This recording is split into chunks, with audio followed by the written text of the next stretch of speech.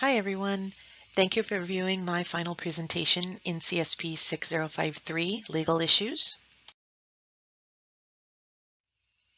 For this assignment, I chose Oregon Senate Bill 1558, which I will refer to as SB 1558 in the presentation. This bill pertains to disclosure law regarding college student health records. I will highlight this again later on in the presentation, but SB 1558 was enacted on March 3rd, 2016, and is now Act number 20 under Oregon law. In this next section, I will highlight the senators and representatives who sponsored SB 1558, as well as their rationale behind the bill itself. So the primary sponsors of the bill were Senator Sarah Gelser, Senator Tim Knopp, former Representative Ann Lininger, and former Representative Jessica Vega Pedersen, who is designated as a regular sponsor of the bill rather than a primary sponsor. Senator Sarah Gelser is a Democrat who represents Oregon's District 8, covering Corvallis, Albany, Philomath, Millersburg, Tangent, and unincorporated parts of Lynn and Benton County. Senator Gelser earned a Bachelor of Arts in History and Education from Earlham College in Richmond, Indiana, and a Master of Arts in Interdisciplinary Studies from Oregon State University in Corvallis, Oregon. In public support of SB 1558, Senator Gelser was quoted in an article as saying that under the bill, students will have the same expectation of privacy on campus as off campus. Senator Tim Knopp is a Republican who represents Oregon's District 27 in Bend. Information regarding Senator Knopp's education is very limited, and I found only one resource that listed his education, and that was him graduating from York Community High School in 1984. The only school with this name that I can find online is located in Illinois, but Senator Knopp claims uncontested to be a native Oregonian, so I'm not sure how reliable this information is. I do have the citation here. Like Senator Gelser, Senator Knopp was also quoted supporting SB 1558 and said, "I think it's critical to have this bill. We want to be sure that college students have as much right to their privacy as other patients."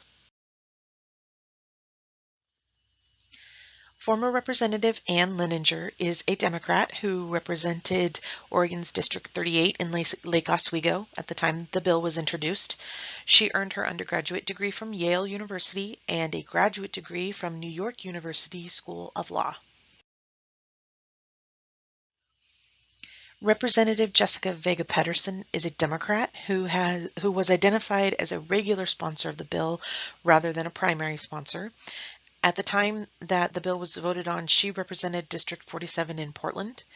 Representative Vega Pedersen earned a bachelor's degree in Informational Systems Management and Philosophy from Loyola University in Chicago, Illinois.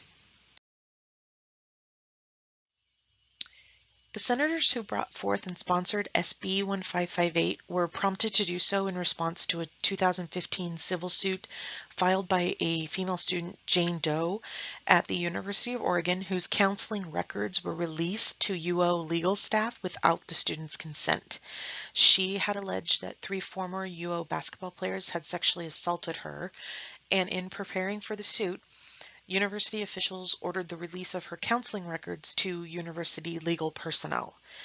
The public perception is that the school was attempting to use the records to discredit Jane Doe's claims of emotional distress in response to the alleged assault. UO administration claimed that the records were, quote, student records, and that therefore it was within their right to access them. In response to the civil suit filed by Jane Doe, the Oregon legislature unanimously passed House Bill 3476, HB 3476, in 2015, which closed the privacy loophole UO had used to access Jane Doe's counseling records. However, HB 3476 was considered too narrow by many lawmakers who wanted more broad protection of all student medical records at university health and counseling centers. So SB 1558 was brought forth as broader legislation intended to cover student right to privacy in Oregon more completely than the previous HB 3476 did. In addition to the formal legislative sponsors of SB 1558, the bill had a number of community supporters who entered their testimony into the public material records for the bill.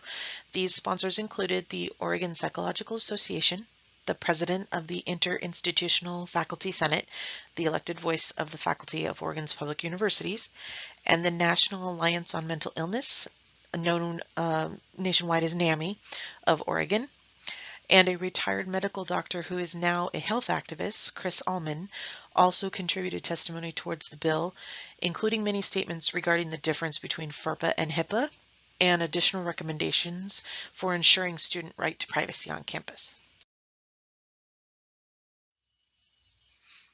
In this next section, I will summarize the bill itself, including the key components to the bill and the current status. I know I've mentioned that, but I'm going to highlight it a little more in depth. So SB 1558, now known as Act 20, limits disclosure of student records pertaining to healthcare, mental health care, or counseling services provided to students.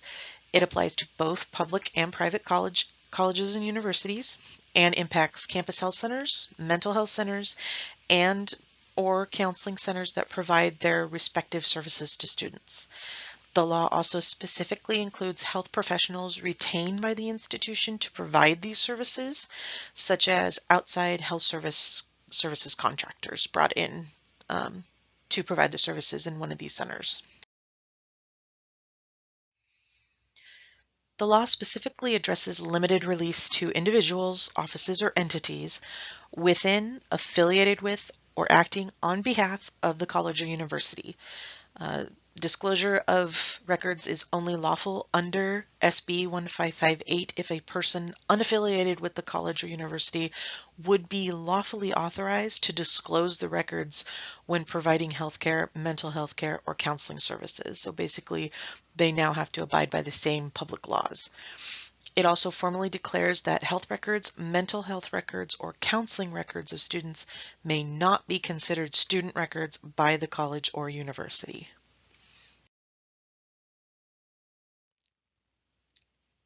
So the formal status, SB 1558, passed unanimously, and as I previously mentioned, it was enacted March 3rd, 2016. It is now titled and defined within Oregon law as Act Number 20.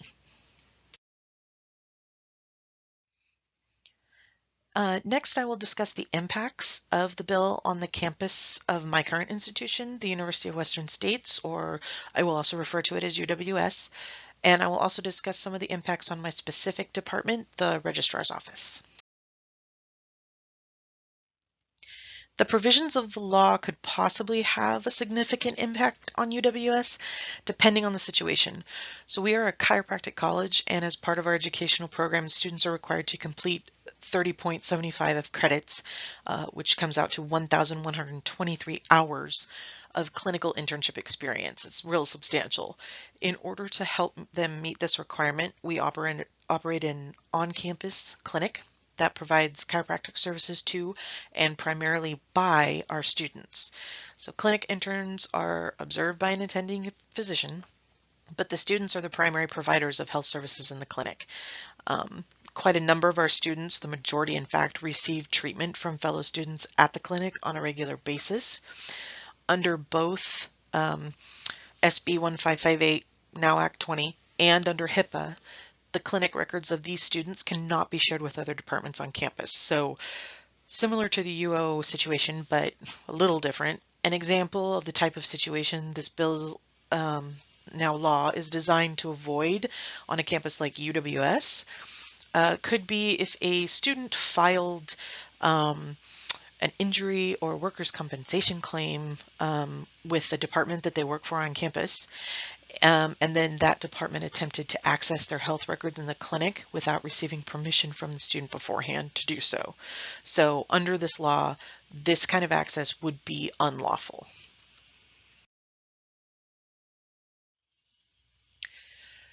So this new law has less of a direct impact on the current department I work in, the registrar's office, but it still contains key legal parameters that our office should know, support, and help to enforce. We are responsible for the safekeeping of the student academic files. It is important for us to differentiate this from any other type of record on campus, and for us to keep our records focused on academic issues and documentation only. We already restrict the release of information in our office under FERPA, but this law gives us more support in limiting the release of student information, and it helps to differentiate between academic and health records for campus constituents, and it helps explain our legal restrictions when specific requests are brought to our attention.